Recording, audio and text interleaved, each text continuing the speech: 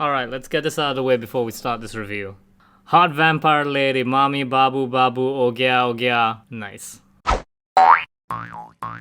Gamer Braves? This is Wan Amirul from Gamer Braves, and welcome to a very special review as we look at Resident Evil Village. Before we go on, don't forget to leave a comment on what games you'd like to see us cover next and subscribe to, actually see them. So, I have a conflicted relationship with the Resident Evil series. On one hand, I love adventure games with a focus on backtracking. On the other, I have a poor stress threshold and don't handle horror all that well. Yet somehow, both Resident Evil 7 and Village have broken through my reservations to become some of my favorite video games of all time. Resident Evil Village is a follow-up to Resident Evil 7, continuing the story of Ethan Winters and his wife Mia. You get pulled into a mysterious village with a cult-worshipping Mother Miranda, all while most of the population turn into werewolves. Meanwhile, Chris Redfield has run off with your kids, and there are 4 very distinct lords you'll have to defeat to get them back. First of all, I know I'm not the first to call this out, but I love how the plot structure is basically Dark Souls. You even get the Souls-like cutscene at the start of the game, telling you what a badass each of the bosses is, so you'll know what to expect in each of their stages. The second, screw the haters, I love Ethan as a protagonist. I know Chris is the poster boy for absurd Resident Evil stuff, but Ethan is just as bad, only in defense mode. Boy can take some hits and spends the entire game with only 8 of his fingers, cause Capcom has no subtlety.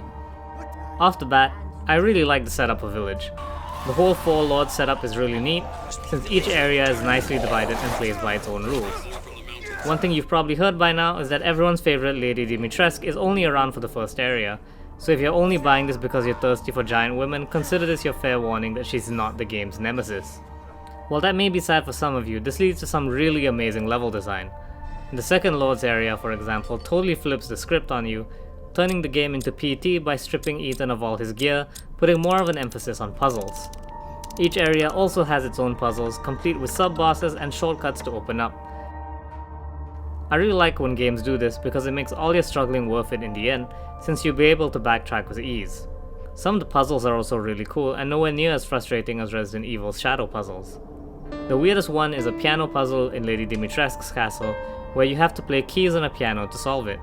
I'ma be real with you guys, I can barely read notes and had to call my music major brother to come over and do it instead.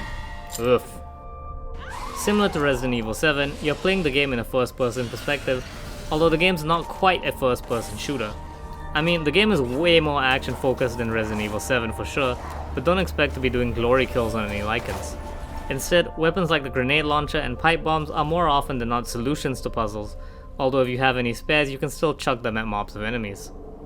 Gunplay feels kinda clunky on the PS5 version as the adaptive triggers tend to intentionally slow things down like aiming down sights. They've also brought back the Attache Case from Resident Evil 4, meaning managing things like ammo is way more important since it all takes up finite space. This kind of encapsulates what I love about the Resident Evil series. It's freaking nerdy as hell. Imagine having to stop your bloody crusade to rescue your daughter because you've got to sort out how you're going to carry both your grenade launcher and that fish that you caught earlier. Imagine thinking to yourself, damn, I got too much ammo for my sniper rifle, better just chuck it and pray there's no armored Lycans coming for me. This management is a lot of fun and I'm glad it's all here. One thing I'm upset about is that it's not as bad as it could have been. Key items don't go into the Attache Case, and unlike Resident Evil 2, it doesn't tell you that you're done with the item, so they're pretty much still there, taking up space in menu time. One complaint people sometimes have with Village is that it's not really a particularly good horror game. I think we all collectively knew that when we saw Lady Dimitrescu, and our collective thought was to run towards her rather than away. Still, this is definitely one of the more action-based series unlike Resi 7's more horror bend, and it definitely shows.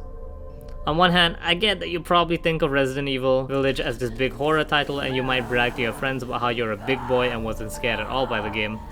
On the other hand, 7 aside, Resident Evil hasn't been a horror game for a while, especially with the newer iterations since 4 got the more action-y bend. Heck, Village even comes with the Mercenaries mode, which pretty much doubles down on the action by creating a fun side mode for just killing things. Resident Evil Village gets a 9 out of 10 from us.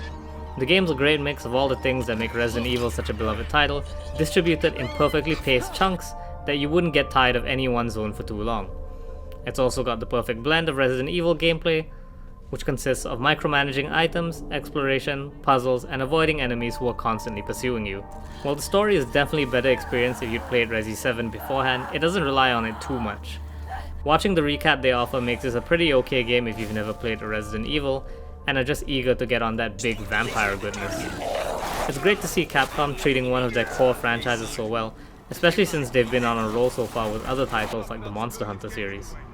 This has been Wan Amirul from Gamer Braves. Now, if you excuse me, I've got to go pretend to suck at hiding so the big lady finds me. Resident Evil Village is available on PlayStation 5, PlayStation 4, and PC.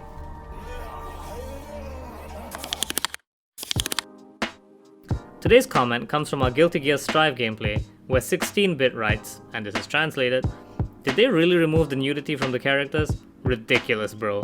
I like the sensuality of the characters." First off, what? Dude, every Strive character looks hotter than their previous version. Milia, Sol, Kai, it straight wins across the board. Heck, even the newcomers Nago and Giovanna are amazing as well.